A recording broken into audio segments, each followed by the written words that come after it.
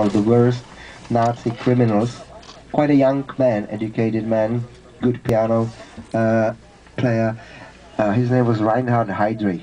And Reinhard Heydrich was assassinated or was killed by the resistance group trained in Britain, brought to the area, and then the paratroopers who killed Heydrich hide themselves in a church, and they were hoping for escape, but unfortunately they were found, and after bitter fighting they either committed suicide or were killed during the finding. So for those who are interested in the World War II, coming up on the left hand side you will see a church with a staircase, and inside of the church is a memorial dedicated to those paratroopers who killed Heydrich. So that's the church that you can see now on the left hand side. So as I say, if you're interested in the World War II history, it's a very important place, because Heydrich was the most important Nazi official to be killed by resistance during the World War II. You know, the revenge of the Nazis was bad. They destroyed the whole village. They razed to ground a whole village called Lidice, killed all the men and women and children were sent to concentration camps. So fortunately, it's a long time ago, 65 years ago, more than that even. So we are all happy that there was no war since then. So once again, ladies and gentlemen, on the left-hand side, right-hand side, you see a large square, huge square, which has been here for more than 600 years, the former cattle market. And on the right-hand side, you can see also the church of St. Ignatius, the Jesuit church. This country is predominantly Roman Catholic. I mentioned that before. There are some Protestants here as well. There are also Jewish communities. As far as the Buddhist religion is concerned, it really doesn't play an important role. We might have some very small groups, but as I say, Roman Catholic is the most important religion here. But of course, after the year 1989, the country, the population is getting more colorful. So there are also more and more citizens of Thailand, of the Thai kingdom, who live here in Prague.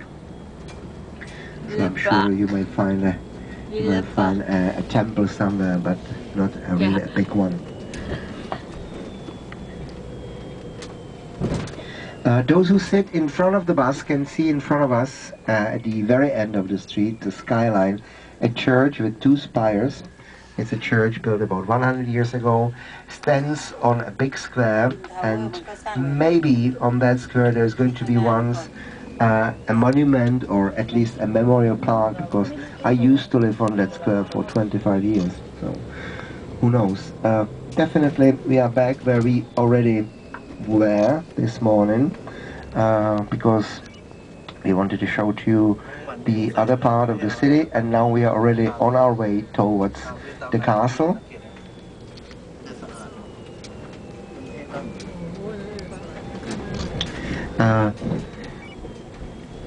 There are several important buildings which can be compared to buildings that you saw in Budapest or Vienna. For instance, the National Museum. In both of the capitals, Vienna and Budapest, they have beautiful large buildings of museums, and again, keeping up with the Joneses. If they have it in Budapest, if they have it in Vienna, we have to have it in Prague as well. So here on the left hand side you can see the rear side of the National Museum, built more than 100 years ago, in a very bad shape. The museum is going to be closed, nobody knows for how long, and for renovation. It's an interesting building, and now on the left hand side you see a modern part of the museum, and on the right hand, I don't know if you like trains, I love trains, so the building which we are going to pass now on the right hand side is one of my favorite. This is the main train station of Prague, built more than 100 years ago. The halls, the tracks and all that has been already renovated. The main facade is still waiting for the repair, and the old building. There's a new part of the station below us, but when you take a look to the right, you will see the main facade really looks still very, very bad. It has been criticized a long time ago. They are working inside of the station, so let's hope that once also the main facade will be repaired. And now when you take a look to the right, you will see a TV transmitter, a big tower built still in the communist days. It has a lot of not really nice nicknames, which they should not repeat in the public.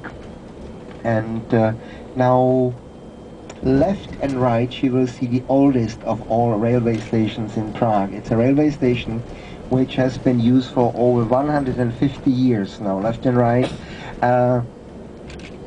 Now it takes about 4 hours by train from Vienna to Prague, or from Prague to Vienna.